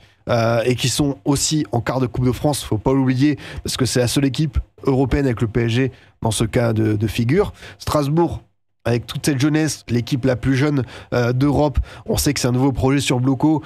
Moi, j'ai eu des doutes, je l'avoue, sur la maturité de cette équipe et la gestion des temps faibles. Ils performent plus que ce que je m'y attendais. Je vais pas faire de mea culpa et tout, parce que la saison n'est pas terminée, mais j'avoue que Strasbourg, quand ça tourne bien, c'est une équipe assez enthousiasmante. C'est vrai que tu le dis, hein, sans André Santos qui n'était pas là, c'est un peu plus compliqué pour nos amis strasbourgeois de faire les petites différences nécessaires. Mais voilà, quoi qu'il arrive, t'avais quand même le point du nul au bout du match. Et je pense que Brest, même si tu vois la compo, ouais, c'est vrai que t'avais Magnetti, bon, peut-être plus un 4-3-3, mais par exemple, si je parle de 2-3 joueurs côté brestois, j'avoue que Kamori Doumbia, il a fait 2-3 bons matchs cette saison, mais globalement, par rapport à la saison passée, où c'était une vraie révélation de Ligue 1, j'ai du mal à retrouver ce Kamori Doumbia-là. Celui qui m'offrait, vous savez, un sentiment où je me dis, ok, lui il va pouvoir aller très très haut. Là, j'ai l'impression que c'est un joueur qui a beaucoup de mal à confirmer. Il y a eu des bons matchs, notamment, je pense au Roazhon Park contre Rennes, où il avait été intéressant. Mais sinon, sur la globalité, j'ai du mal à retrouver un Kamori Doumbia, on va dire, fringant. Et puis oui, je pense que Brest a essayé. Je sais que j'ai souvenir à la fin de Bizot qui garde le ballon. Quand tu vois la gestion de la semaine et l'enchaînement du calendrier, Brest, un point contre Strasbourg, ils s'en contentent. Donc là, tu vas faire la réception de Dunkerque en Coupe de France. Tu vas à Lyon. Ce match-là, Lyon-Brest 15h, il va être intéressant à voir parce que il y a deux équipes qui jouent gros, surtout l'OL par rapport à son retard vis-à-vis du top 5 et Brest qui peut accrocher l'Europe. Ensuite, tu fais Angers, Reims, Toulouse. Là, tu te dis que peut-être on verra en parallèle avec Strasbourg ce que ça va donner, mais tu peux avoir deux équipes assez haut dans le classement. Strasbourg qui va au Cerf, qui va à Nantes, qui reçoit Toulouse, qui reçoit l'OL. Là, pareil, le calendrier va être assez déterminant, quoi. Donc, à voir ce que ça peut un petit peu donner pour nos amis strasbourgeois. Ensuite, qu'est-ce qu'on a à voir comme autre match? On va parler... Je sais qu'il y en a beaucoup qui veulent qu'on parle. On va d'abord aller sur Rennes. Rennes avec un match un peu étrange, bien sûr. Avec, vous le savez, le carton rouge très tôt de Cédric Kipré. 5 minutes de jeu. La semelle malheureuse qui va s'écraser sur, je crois que c'est Jordan James qui prend ce coup. Donc évidemment, pas de débat possible. Le geste est violent. On y va. Et finalement, Rennes ouvre le score assez vite avec, voilà... Kalimundo sur penalty, Kalimundo qui au passage fait son match et finalement Rennes qui est dans une position très confortable mais a du mal un petit peu à enclencher la vitesse supérieure, à faire mal à un adversaire qui est plus bactère, qui a en plus pris un deuxième rouge avant la fin de match et qui finalement se fait siffler par son public. Donc c'est vrai qu'on assistait à des scènes assez particulières au Roazhon Park. Je pense que Rennes a besoin avant tout de se rassurer au niveau de l'équilibre. On a l'impression que Habib Beye cherche d'abord à trouver les bons joueurs, les bonnes zones, un petit peu de s'appuyer sur ça. Donc voilà, avec ce milieu à 3 où je pense que Seko Fofana est bien mieux là que dans un rôle presque d'ailier qui ne lui correspond pas. C'est ça, on a récupéré une solidité défensive, mais offensivement, c'est pas bon du tout. Je pense que Rennes, qui concédait beaucoup d'occasions, quand tu vois que finalement ça fait clean sheet contre Strasbourg, ça fait clean sheet contre Saint-Etienne, ça fait clean sheet contre Reims, des équipes à ta portée, mais je pense que Rennes doit passer par là, doit d'abord, d'un point de vue comptable, évidemment s'offrir une petite zone de confort vis-à-vis de la relégation. Le match contre Lille, on a vu tous qu'il y avait un écart, quoi qu'il arrive, avec une équipe européenne, que Rennes avait du mal à exister, que défensivement, ils étaient encore pas tout à fait aptes à bouger, enfin à contenir des attaquants d'une dimension supérieure. Après, voilà, hein, il y a quand même des signes de satisfaction, je trouve. Jacquet, derrière, je trouve que c'est hyper encourageant. Jaoui Cissé aussi pour le contrôle du tempo, même si je regrette qu'il n'ait pas pris peut-être un peu plus de risques. Brassier qui fait un retour, ma foi, très intéressant après son aventure marseillaise qui a tourné au fiasco. Ouais, presque un peu de regret sur l'attitude de certains joueurs. Bon, là, tu vois qu'il y a du banc quand même. Tu récupères petit à petit des joueurs. Ouais, peut-être un peu plus se lâcher, mais je pense qu'on est d'accord. Duhalty le dit, Rennes est trop loin pour viser l'Europe. Autant bien bosser tes bases cette saison, être solide pour mieux repartir. C'est l'impression que j'en ai. Après, est-ce qu'ils sont si loin que ça? Rennes à 26 points, Strasbourg à 34. Ils sont à 8. 8 points en 11 matchs, ça se rattrape. Après... Ils sont évidemment trop loin, selon moi, pour avoir un objectif aussi dingue que celui-ci. Ils vont à Montpellier, ils reçoivent le PSG, ils vont à Lens, ils vont à Angers. En fait, là, il faut avoir un petit peu cette série de matchs. Bon, il y a Montpellier, il y a le PSG entre-temps, ça va être une galère. Mais sinon, tu as Lens, Angers, Auxerre, Le Havre et le derby contre Nantes. Faut voir un petit peu où est-ce qu'ils se positionnent. Est-ce qu'à la fin, ils auront un truc sympa à jouer? Mais perso, je n'ai pas tout à fait confiance encore. Moi, je m'étais dit, bon, est-ce que Habib Bey peut faire une pierre sage? Parce que voilà, on aime les défis fous. On sent que ça part quand même de plus loin et qu'avant tout, on cherche à Rennes, un Rennes en phase de solidité. Avant, pourtant, tu vois, quand tu vois Ludovic Blas, qui n'était pas là en plus vendredi, quand tu vois Altamari, quand tu vois Kalimundo, ensuite il va avoir le japonais Kyogo Furuhashi, tu vas avoir Oleg B, le joueur recruté en Belgique qui m'intrigue beaucoup. Seko Fofana, son apport. On sait que Fofana, il y a beaucoup d'interrogations sur sa capacité physique à redevenir un joueur déterminant. L'apport des pistons. Ah, j'ai envie de voir comment ça peut évoluer. Moi, je constate qu'on a encore recruté n'importe comment. On apprend que Kyogo a une épaule en miettes. C'est vrai que j'ai entendu parler de ça. Il serait assez fou de recruter un joueur blessé. À voir un petit peu l'évolution. Mais oui, c'est vrai qu'à Rennes, on rappelle, ils ont pris 10 joueurs cet hiver et il y avait beaucoup d'urgence à recruter. Peut-être qu'ils ont un petit peu précipité certaines choses. On va voir l'évolution de sa blessure. Moi, encore une fois, je trouve qu'il y a une bonne base de travail. Il y a des joueurs qui, selon moi, si tu veux retrouver un Rennes compétitif, tu vas devoir petit à petit les écarter.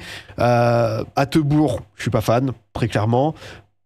Peut-être que j'ai m'attirer les foudres de guerre de certains Rennais, mais Truffert, j'ai bien aimé à ses débuts en Ligue 1, mais je trouve que c'est un joueur qui a stagné, voire régressé, et que si un départ, voilà, tu vois, une petite offre, par exemple, 8 millions d'euros, 7-8 millions d'euros en Allemagne, d'un Francfort ou d'un Fribourg, je vends. J'essaie de trouver peut-être un autre piston. Après, c'est un joueur qui peut toujours avoir un apport intéressant s'il se relance, mais voilà, pour la reconstruction, je passerai par d'autres profils. Donc il y a une base intéressante après. Hein. Encore une fois, quand tu vois Samba, tu vois, tu as une colonne vertébrale avec peut-être Samba, Brassier, Fofana, Kalimundo, Altamari, et t'incorpores des jeunes comme Cissé, Jacquet, Assignon. Tu dis que ce Rennes-là, j'ai hâte de voir un petit peu l'évolution sur cette fin de saison et après pour la 2025-2026, que ça peut un petit peu donner. On a évoqué du coup le fabuleux Stade Rennais. Bon, je vais même pas parler de Reims parce que je pense que j'ai pas envie de dire que la messe est dite pour cette saison parce que bon, il faut pas non plus qu'ils déconnent trop. Ils ont que 3 points d'avance sur Saint-Étienne. Jacquet déjà dans la colonne vertébrale. Oui, je suis d'accord avec toi. Je parlais vraiment, tu sais, d'une ossature de cadre et après tu incorpores des jeunes. Et c'est bien, je trouve justement de la part du Stade Rennais qui a beaucoup dépensé l'été et l'hiver dernier de ne pas oublier la formation. Et d'ailleurs, Jacquet le rappelait de son prêt. C'était vraiment une idée très constructive. Qu'est-ce que je voulais vous dire? Oui, Reims, bah évidemment, hein, quand tu te fais tuer comme ça, après Reims, là, on est vraiment. Pourtant, tu vois l'équipe de base. Bon, tu dis, t'as Nakamura et Ito. Thomas, il a beaucoup de mal aussi physiquement. Diouf qui fait sa saison derrière, mais c'est dur, quoi. Pour moi, Reims va finir en Ligue 2. En fait, je vois pas un seul scénario dans lequel on marque un but avec Ito et Sodiakité. Ouais, ou Diakité, c'est une vraie déception. Ito, je pense qu'il pêche. Il est plus impacté par le fait que l'équipe est totalement à la dérive et qu'il n'arrive plus à retrouver un petit peu ses jambes. Et je pense qu'un Nakamura peut performer même avec un collectif très moyen. Ito, lui, il a besoin quand même, je trouve, d'avoir un collectif qui resplendit un petit peu plus, quoi. Le Reims-Saint-Étienne en avant-dernier match de la journée de la mort. Ouais. Alors Reims, d'ailleurs, c'est quoi le calendrier? Est-ce que vraiment on peut se faire peur à Reims ou pas? Déjà, le match à Angers en Coupe de France. C'est vrai qu'il va être intéressant à voir celui-là. On a le match à Monaco, on a la réception d'Auxerre, on va à Brest, on reçoit Reims, on reçoit Strasbourg. Après, normalement, dans un monde normal, un Reims compétitif, il peut prendre un point par-ci, une victoire par-là. Là, j'avoue que je suis circonspect et que il n'y a pas eu encore de nom d'entraîneur. J'ai rien contre Samba Diawara, mais je pense qu'il y a une urgence à Reims où il faut prendre un pompier. Il faut peut-être pas un Pascal Duprat à la classique, mais aller chercher un coach capable de réveiller ça et d'aller chercher les points essentiels et de relancer un petit peu ça parce que c'est ouf parce que Reims en début de saison ils avaient des ambitions européennes annoncées, déclarées et là ils sont durs. Gourvenec, Gourvenec je pense pas à lui. En vrai quand je pense pompier, je pense à Comboiré qui est déjà à Nantes. Je pense à Derzakarian qui a été rappelé à Caen pour une mission ô combien plus périlleuse. On a évidemment Pascal Duprat qui lui a fait Dijon, Caen, Saint-Étienne, il a beaucoup donné. On a Thierry Lauré qui a été débarqué de Martigues, donc pas sûr. Par contre, je vois des gens parler de Fred Antonetti. Ça, c'est une très bonne idée, Fred Antonetti. On sait qu'il a un rôle de dirigeant à Bastia, donc est-ce qu'il est capable d'aller l'enlever? Caillot a dit que Diawara était là pour plusieurs années, alors que Diawara a dit ne pas vouloir être coach. C'est bien, on sent qu'il y a une osmose au sein de Reims. Hein. On sent que ça travaille d'un même envie. Non mais la série de Reims, regardez, on va prendre depuis le match au Havre. 1-1 contre Lyon, défaite contre Lens, 0-0 à Strasbourg. En vrai, t'enchaînes 2-3 points et après là c'est un dégringolade. Défaite contre Saint-Étienne, défaite contre Nice. Le parcours en Coupe de France qui est là, mais 1-1 contre Reims, 1-1 au PSG en jouant, en mettant le bus. Défaite contre Nantes à la maison, concurrent direct. 4-0 contre Lyon, défaite contre Angers, match horrible. Défaite contre Rennes, c'est vrai que là c'est en train un petit peu de partir à volo pour les petits. Pour les petits Rémois, qui en plus vont jouer un match de Coupe de France contre Angers, qui lui, encore une fois, on va aller sur Saint-Étienne. Là, il reste 2-3 équipes à évoquer, avec le match de Saint-Étienne-Angers. On a aussi Le Havre, Toulouse. Saint-Étienne-Angers, Angers qui aurait pu presque repartir avec une victoire tant Saint-Étienne a tendance à mettre des buts, mais j'ai bien aimé la réaction de Saint-Étienne. Je la trouve vraiment encourageante, le fait de partir un petit peu avec ce désavantage de 2 buts dans un moment de pression, des regrets parce que tu réussis à mener 3-2. Il y a Cardona qui évidemment, on savait que ça allait être une bonne recrue au mercato hivernal, parce que voilà, Stassin, Navitashvili sont des jeunes joueurs qui ont apporté mais qui sont des joueurs inconstants et réguliers. On a Boakier qui était encore pas prêt pour la Ligue 1. On a Ben Holt qu'on a quasiment pas vu avec sa blessure. Ibrahim Sissoko qui est peut-être pas fait pour la Ligue 1. Mais un Cardona, ça apporte beaucoup de choses. Pierre Ecoua, j'aime beaucoup, je suis d'accord avec toi, Mitch. Je trouve que c'est un joueur vraiment encourageant. Saint-Étienne a concédé 13 pénaux cette saison. Et c'est là où tu vois qu'il y a un vrai souci parce que au-delà d'un nombre de buts encaissés, Saint-Étienne, c'est combien de buts encaissés exactement? Je pense que le chiffre va être 53. Tu n'as plus qu'un but de moins que Montpellier, qui en a déjà pris 54, et t'as l'impression que Montpellier, c'est quelque chose. Mais après, on sait que Saint-Étienne, il y a eu les défaites à Rennes, le 5-0, il y a eu le 8-0, bien sûr, contre Nice, il y a eu le 5-1 contre Marseille. Il y en a eu des gifles, en veux-tu, en voilà. Ce match d'Angers, il donne de l'espoir à la fois parce que j'ai vu une vraie réaction à 2-0 contre une bonne équipe de Ligue 1. C'est vrai qu'Angers, en termes de gestion, pour dire un petit mot là-dessus, Angers, en début de saison, je les voyais dans la charrette avec Le Havre. Donc, je suis très content de me tromper, surtout pour eux, parce que ça prouve qu'ils ont appris de leurs erreurs récentes et que l'équipe travaille très bien, sans faire finalement un mercato dantesque, parce que quand tu regardes l'équipe alignée, tu as Belkebla qui se sont allés chercher, alors Belkebla qu'on connaissait du Stade Brestois mais qui évoluait en Arabie Saoudite, tu as Jim Alevelina qui était du côté de Clermont. Sinon t'as pas Bamba Dieng qui était à Lorient, et t'as Ecomier, Biouma qui était à Bordeaux. Sinon c'est une structure d'équipe qui était déjà en Ligue 2 et qui tourne bien avec Zizou Ferrat, avec Abdelli, super joueur, Ibrahim Niane, même si je préfère Esteban Le Paul qui n'était pas là samedi contre Angers. On a Pierrick Capel, le vétéran, qui est toujours là. Florent Hanin, quelle découverte. Le mec, il découvre la Ligue 1 à 34-35 ans. Et il nous offre une top saison. Jordan Lefort, Bamba derrière, Aouissoa, Fofana qui fait sa saison. Non, franchement, Reims. J'aimerais que Reims soit au même niveau qu'Angers. Mais Angers, tu vois, 12e de Ligue 1, 27 points. Sur la zone rouge, ils ont 8 points d'avance sur Saint-Étienne, le concurrent. C'est vrai que c'est une équipe qui tourne très bien. Le Paul, absent 3 semaines. C'est vrai qu'il va manquer les prochaines sorties d'Angers. C'est quoi un petit peu les matchs qui vont avoir? Tu as du coup le match de coupe, c'est relou parce qu'on sent qu'Angers a peut-être un coup à jouer et pourquoi pas une finale au Stade de France. T'as la réception de Toulouse, t'as Toulouse, Brest, Monaco. C'est vrai qu'avec un Le Paul, ça aurait pu être différent de voir ça, quoi. Donc à voir, c'est un tournant de leur saison, leur match de ce week-end pour Saint-Étienne, choc comme ça alors que Le Paul n'est pas là. C'est vrai que quand tu vas à tournure, après Saint-Étienne a toujours quelques absents, mais on sait qu'ils ont un petit peu sous-recrutés au mercato, qu'ils ont peut-être pas assez pris défensivement. Encore une fois, quand tu concèdes autant de buts, autant de pénaux, c'est pas normal. Bernauer, la première, Maxime, que j'ai déjà reçue en interview. C'est vrai que quand tu vois son entrée, lui, je sais qu'il est déterminé à faire une belle aventure à Saint-Étienne et il concède ce penalty où Emel Ali la joue presque à l'expérience parce que voilà, il tombe quand il faut. Donc c'est dur pour un des premiers pas à Geoffroy Guichard. Mais j'ai quand même vu un Saint-Étienne, tu vois. La période elle est difficile pour Saint-Étienne, qui n'a pas gagné depuis le match contre Reims, qui a du mal, voilà, même si on voit des belles intentions sous Horneland, qui paye finalement cet effectif où tu as peu de joueurs qui ont le niveau Ligue 1, mais qui a cette volonté de s'en sortir et essayer. Je pense que ça va être délicat de le faire, quoi. Ça donnait quoi Bordeaux lors de leur pire saison niveau pénal encaissé? Lors de la saison de la relégation, en 2021-2022, je crois qu'on prenait pas forcément énormément de pénaux, et surtout qu'on a encaissé 91 buts. C'est ça qui nous a envoyé en Ligue 2. Et les pénaltys, j'ai pas de mémoire, tu vois, on était sûrement pas à 13 pénaltys concédés. Ça, j'en suis sûr, quoi.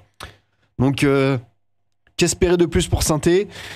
Que devant, ça tourne bien, qu'il y a une alternance entre Cardona qui est son match, ensuite ce sera Stassin, ce sera Davitashvili. Est-ce que les trois réussiront à avoir un pic de forme au même moment? C'est ce qu'il faut espérer pour que Saint-Étienne se sauve. Parce qu'encore une fois, je vois des joueurs intéressants. Je vois un AD qui s'adapte bien à la Ligue 1. Je vois Bouchoirie, qui est encore une fois un joueur fabuleux. Pierre Ecoua, j'aime bien son activité. Cardona, l'idée de le faire revenir au mercato hivernal a été bonne. Et je pense que même il aurait fallu essayer de le faire rester l'été dernier. Stassin, jeune joueur en devenir qui se donne beaucoup, qui n'est pas encore récompensé sur la durée. Davitashvili, le fait d'aller sur le banc, ça lui a fait du bien parce que regardez son entrée, il fait 2 passes D, il est très très bon, il percute, il offre beaucoup de dangers. Donc c'est une bonne idée de la part d'Horneland. Alors Saint-Étienne, ça va faire quoi prochain match? Bon, Saint-Nice, on sent que ça va être absolument délicat. Le Havre, là, ok, là tu vois, juge de paix, 2 déplacements contre 2 adversaires directs, Le Havre et Montpellier.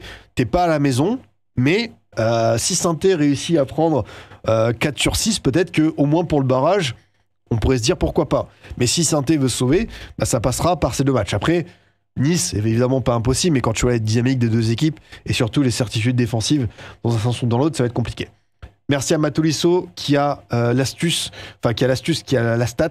9 pénaux concédés par Bordeaux en 2021-2022. Donc tu vois, on est loin des 13. C'est quand même assez nombreux, mais surtout les 91 buts encaissés, encore une fois, qui nous envoient dans ce fabuleux championnat de Ligue 2 BKT. Et puis, dernier match à voir. Alors là, on a eu un festival du côté du Stade Océane, avec même si Le Havre essaye de se relancer.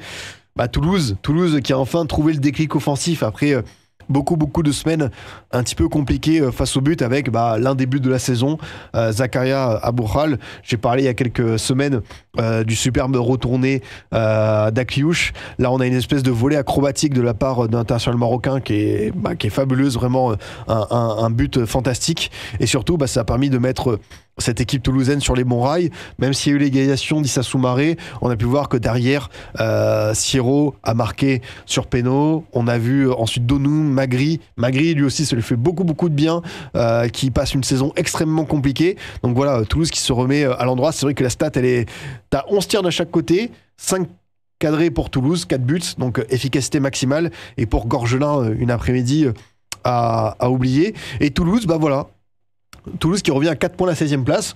Vous savez que c'est notre cheval de Troie ici. On l'a annoncé, l'équipe qui pourrait se mêler à la lutte pour les places européennes. Alors moi je regrette qu'ils aient perdu un petit peu de plume en route. Mais voilà, on a encore Joshua King et Gbo qui doivent revenir. Mais l'équipe fait le boulot en attendant. Et on verra ce que ça donne un petit peu pour la suite des événements. Côté Havre, voilà... Il faut repartir sur de nouvelles bases. Mwanga qui prend un carton rouge, lui qui essaye de se relancer, d'avoir du temps de jeu, ça va être difficile pour être de nouveau titulaire lors des prochaines semaines. Le Havre, qui va chez une autre équipe malade, Lens, donc ça peut faire un résultat, tu vois, je serais pas surpris. Tu as Saint-Étienne, le fameux match de la peur. Tu vas à Lyon, tu reçois Nantes. C'est vrai qu'il y a sur ce calendrier-là, tu vas faire Saint-Étienne, Nantes, Montpellier. Tu vas faire 15e, 16e et 18e. Donc s'ils veulent, eux, espérer sauver leur peau, ça passera par des résultats dans ce sens-là. Mais on sait que le Havre a un mal fou à marquer de temps en temps des buts. Et aussi, on prend beaucoup plus que la saison dernière. La saison dernière, ils marquaient peu, mais ils avaient le mérite d'avoir une des défenses les plus intéressantes de Ligue 1, même si sur la deuxième partie de saison, ça a été compliqué. Donc à voir pour Didier Digard quelle solution apporter, parce qu'on pareil, on parlait de changement de coach tout à l'heure pour Reims. Là, on sent que comme Digard, c'est le choix de bonne mère, il va l'assumer jusqu'au bout et il n'y aura pas de bouleversement côté Havrais sur le banc. Donc voilà les amis pour ce petit tour de Ligue 1. On va passer à l'habituelle équipe type avec aussi beaucoup de choses à dire. Je crois qu'on a pas mal de joueurs à mettre en avant. Je pense que là on va pouvoir un petit peu se régaler. Je crois qu'il y a quelques joueurs qui sont sortis du lot. Par qui commencer, parce que évidemment il y a beaucoup de performances qui ont été intéressantes. Je vais commencer par les deux Nantais. Je vais mettre Palois dans ce rôle inhabituel de latéral gauche qui a été très très bon, j'ai trouvé. Je vais mettre son collègue Louis Leroux, un but et une belle activité pour le récompenser. Je vais mettre Boudaoui, très très bon avec Nice, qui a été vraiment en vue dans tous les bons coups. Je vais compléter avec évidemment Haraldsson pour son doublé et qui a été aussi un joueur fantastique. Hakimi, qui est peut-être le MVP de la journée, très clairement le joueur à ressortir. On va mettre aussi l'ami Djoubal, qui a été très très bon côté Auxerrois. Je pense que je vais mettre l'autre Auxerrois avec Clément Akpa à ses côtés. En attaque, c'est vrai que je crois que notre attaquant géorgien, Misha Kvaratskhelia, a montré de quel bois il se chauffait. Je pense que je vais mettre Gaëtan Perrin et on va terminer avec Aboukhal pour l'attaque. Et au gardien, quel gardien m'a le plus épaté ce week-end? C'est une bonne question, ça. Il faut que je me refasse un petit peu toutes les performances en tête. C'est vrai que j'ai pas mis Donum côté toulousain, qui a été très très bon. C'est dur de ne pas le mettre à ce niveau-là. Donnarumma. C'est vrai que Donnarumma, il en prend 2, mais il sauve pas mal. On peut peut-être le mettre en avant. C'est vrai que j'ai pas mis notre ami Donum, qui a été très très bon, mais j'ai Aboukhal qui est là. Donc écoutez, pour une fois, l'équipe type, elle va assez vite, avec Donnarumma dans les buts, Hakimi, Djoubal, Akpa, Palois. Au milieu de terrain, Haraldsson, Boudaoui, Leroux, Misha Kvaratskhelia, Aboukhal et Gaëtan Perrin. C'est quand même solide. Pour une fois, une forme d'unanimité. De toute façon, c'est les premiers noms qui me sont sortis là, comme ça. C'est vrai qu'on a Klose qui a été encore décisif. On a eu Boadi qui a été excellent avec le LOSC, bien sûr. J'ai beaucoup apprécié également Ousmane Dembélé pour son but, la facilité avec laquelle il conclut l'action. J'aurais pu mettre aussi Salkoum Mehdi et Tolisso côté lyonnais, même Mata que j'ai énormément apprécié. Abdelli qui met un doublé, c'est vrai qu'il a également une belle mention. Cardona, c'est vrai que Cardona, Cardona c'est quand même pas mal. Hein. J'hésite entre Gaëtan Perrin peut-être et Cardona. Perrin met un très joli but, mais Cardona c'est un doublé. Ah, petite hésitation ici, j'avoue les amis. Le Toulousain qui m'a doublé. Alors de mémoire, Toulouse mais pas de doublé parce que t'as Aboukhal, Sierro, Donum, Magri. Donc t'as pas de doublé, t'as 4 buteurs différents. Ah, j'hésite entre Perrin et Cardona. C'est dur. Est-ce qu'on récompense pas... J'ai 3 Auxerrois. Et j'ai pas de Stéphanois, comme l'entrée, mais il n'y a pas la victoire, je sais pas. Ah, petit dilemme intéressant. Bon, peut-être que pour le 11 de hors-jeu, je modifierai ça, comme ça, on fera plaisir à tout le monde, histoire de régaler la galerie. Ouais, Thiago Almada. C'est vrai que si on parle d'entrée en jeu, les performances d'Almada et de Mikotadze, comme David Ajuli, peut-être un peu moins de stats, mais elles sont quand même très intéressantes. Les amis, on arrive au bout de ce stream, on va dire inédit, dans une nouvelle configuration pour moi. Donc je ne sais pas si dimanche prochain ce sera aussi le cas, si on se retrouvera le lundi midi, je vous tiendrai au courant. En tout cas, merci à tous ceux qui ont suivi ça pour cet horaire inhabituel. habituel, différent. On va évidemment mettre ça en replay sur YouTube. Comme d'habitude, vous avez l'ensemble des débriefs qui sont sur la chaîne Scipion, Scipionista. Les débriefs de Scipion, pareil, en podcast avec Spotify, Apple Podcast, Deezer, la totale. Et puis, on se dit à tout à l'heure, dans 4 heures sur Hors-Jeu, avec toute la belle petite bande. Yous, Kanto, Bruce Brack, évidemment, on reviendra sur les mêmes sujets qu'on a évoqués parce qu'on ne peut pas passer à côté, comme l'arbitrage. En tout cas, ça va être un plaisir de faire ça. Je vous dis à très vite, les amis. Je vous souhaite une belle après-midi et on se voit assez vite, que ce soit ici ou sur Hors-Jeu. Salut les amis!